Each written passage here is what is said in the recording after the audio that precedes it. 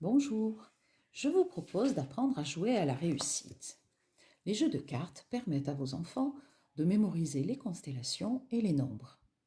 Alors pour jouer, vous ne conservez dans le jeu de cartes que les cartes qui ont une valeur comprise entre 1 et 6.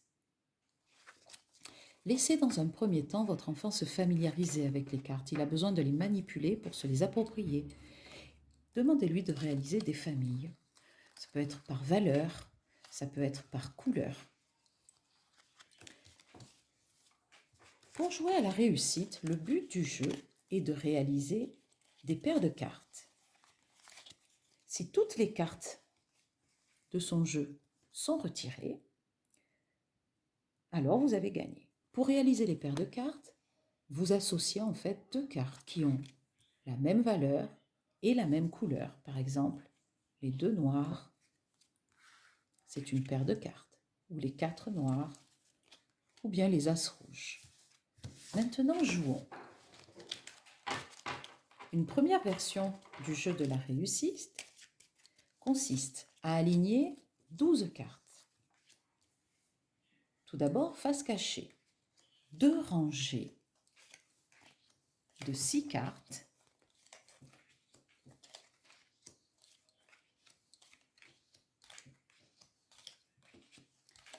Puis, avec les 12 cartes restantes, je complète le jeu en les retournant face visible.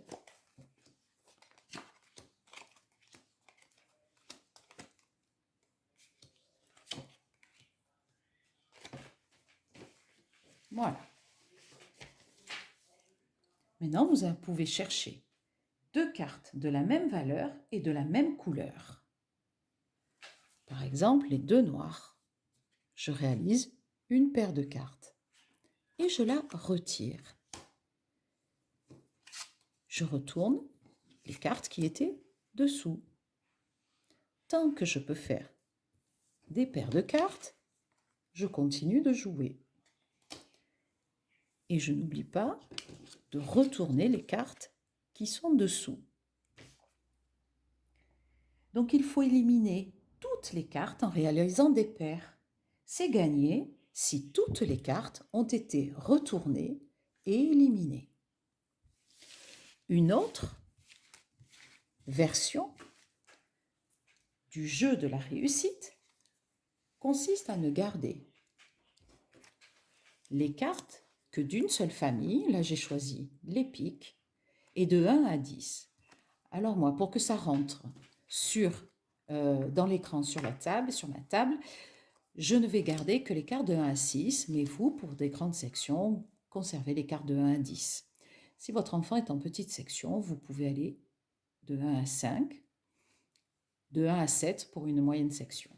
Donc moi, je vais conserver les cartes de 1 à 6 et je vais les placer en les alignant l'une à côté de l'autre. Donc je mélange d'abord bien mes cartes et je place 6 cartes. Et encore une, ça fait 3, 4, 5, 6. Je vais retourner une carte. Je choisis de retourner la carte numéro 3. Le but du jeu est de ranger les cartes par ordre croissant, c'est-à-dire de la plus petite à la plus grande. Donc je choisis de retourner la carte numéro 3 pour commencer. C'est le 2, donc je vais le placer à sa place, c'est-à-dire à la deuxième place. 1, 2, et je la remplace. Je retourne la carte, je vois la 4. Je dois la placer à la quatrième place. 1, 2, 3, 4. Et je retourne. Tiens, voilà la carte 3. Je la place à sa place. Et malheureusement, toutes les cartes n'ont pas été retournées. Cette fois-ci, j'ai perdu.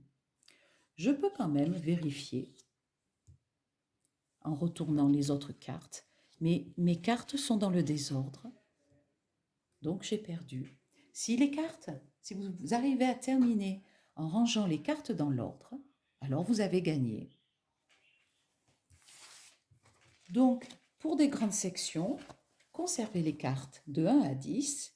Il devra les ranger de 1 à 10. Pour les petites sections, vous pouvez aller de 1 à 5 et de 1 à 7, par exemple, pour les moyennes sections. Maintenant, à vous de jouer et aux deux versions de la réussite.